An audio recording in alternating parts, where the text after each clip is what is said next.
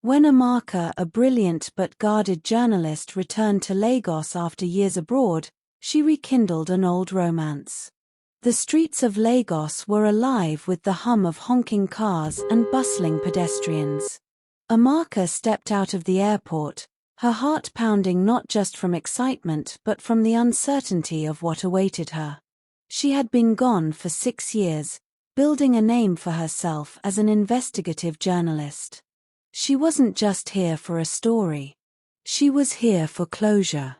Tunde had once been her world, her protector, her deepest love until the night he disappeared without a word. Tunde never expected to see Amaka again. Not after what happened that night. He had buried the past, or so he thought. But when she walked into his office, his carefully constructed walls began to crack.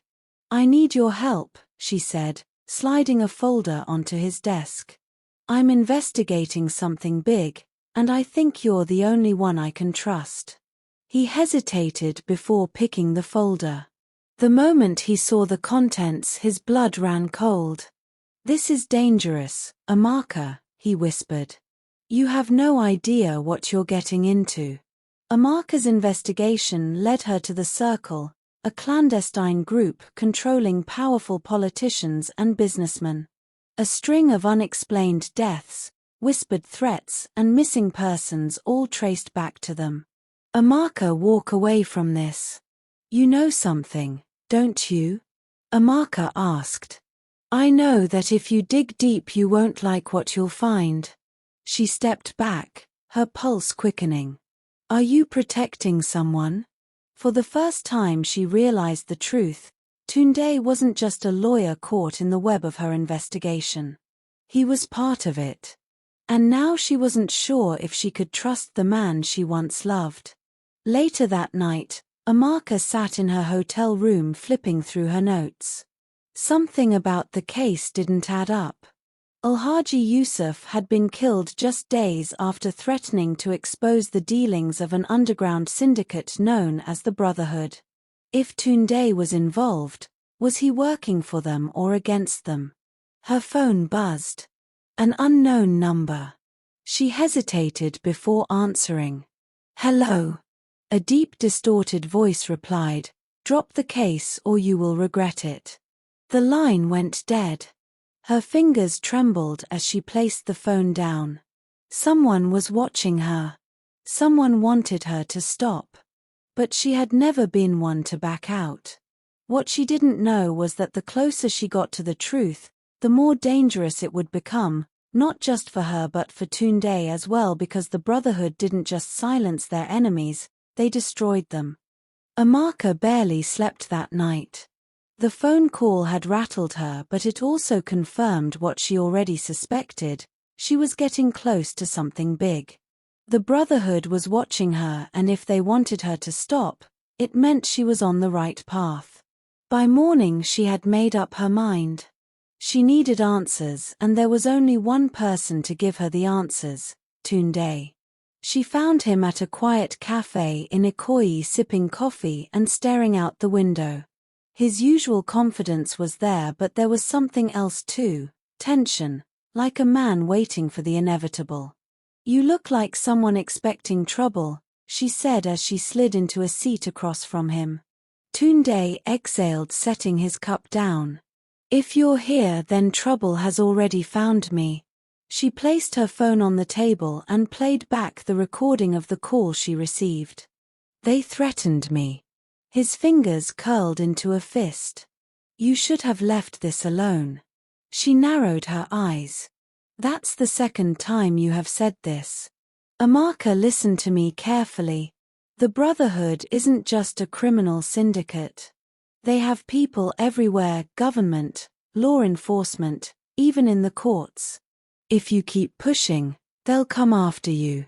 And this time I won't be able to protect you. What I want to know is why you are so afraid of them. Because I used to work for them. Amaka's breath caught.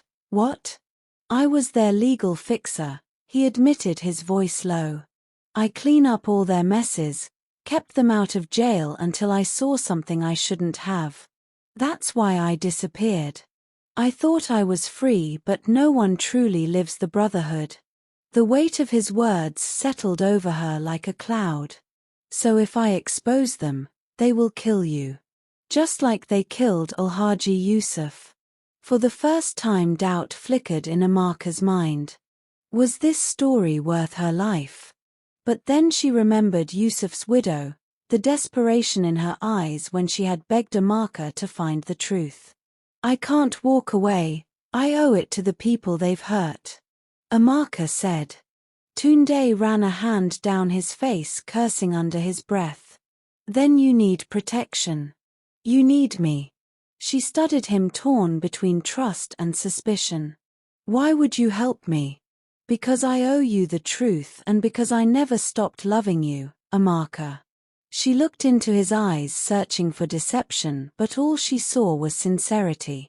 Still, love wasn't enough, not when death was closing in on both of them. The cafe door burst open. Two men in black suits stepped inside, their movements deliberate. One of them made eye contact with Tunde and smirked. Tunde grabbed Amaka's hand and said, "We need to leave. Now." Without hesitation they slipped through the back exit, stepping into the narrow alley behind the cafe. A black SUV screeched to a halt at the entrance. The men were coming after them. Tunde pulled out his phone and dialed a number. "It's happening, I need extraction," he said urgently. Amaka's heart pounded as she asked who he was calling. "Someone who can help," he muttered. Before she could ask, more gunshots rang out. Tunde pushed her behind a dumpster as bullets ricocheted off the concrete. He reached inside his jacket and pulled out a gun. "You have a gun?" Amaka whispered in shock. He didn't answer. Instead he aimed and fired. One of the men dropped. The other retreated behind the SUV. Tunde grabbed Amaka's hand and ran and told her that they need to leave Lagos now. Amaka's mind raced. In less than 34 hours her life had turned into a nightmare. A secret society wanted her dead. The man she once loved was a former fixer for criminals. And now she was on the run. But one thing was clear, she couldn't stop now. She had to uncover the truth even if it killed her. The black SUV skidded onto the main road behind them, tires screeching as the driver gunned the engine. "They are following us," Amaka shouted as she struggled to keep up with Tunde's long strides. "Just keep moving," Tunde ordered. They dashed through the crowded streets of Lagos Island, weaving between cars and startled pedestrians. Tunde pulled her into a side street, yanked open the door of a parked motorbike and gestured for her to get on. "You know how to ride this, right?" Amaka asked, breathless. Tunde gave her a wry look. "You ask that now?" A bullet shattered the side mirror. "Get on," he barked. Amaka jumped on without further argument, gripping him tightly as he revved the engine and sped off. The SUV struggled to follow through the narrow streets. But Tunde maneuvered skillfully, cutting through alleys and side roads. After what felt like an eternity, they finally lost their pursuers and pulled into a quiet abandoned warehouse near the Apapa docks. Amaka slid off the bike, legs shaky. "That was insane," she panted. Tunde exhaled and said, "Welcome to my world." She shot him a glare and said that his world was trying to kill him. Before he could respond, his phone rang. He glanced at the screen, then answered, "We are safe for now. Meet us at the docks." He ended the call and turned to Amaka and told her that they were leaving Lagos immediately. She folded her arms. "And go where?" "Benin Republic. I have a safe house there." Amaka shook her head. "No. I'm not running away. I need to finish the story." "You can't finish it if you are dead." His words stung, but she refused to back down. "There has to be another way." Tunde hesitated, then sighed. "Fine. But if we are staying, we need allies. Amaka frowned. Who do you have in mind? A grim smile crossed his lips. Someone even the Brotherhood fears. They drove to a secluded compound on the outskirts of Lagos, hidden behind high walls and guarded by men with automatic rifles. Amaka glanced at Tunde.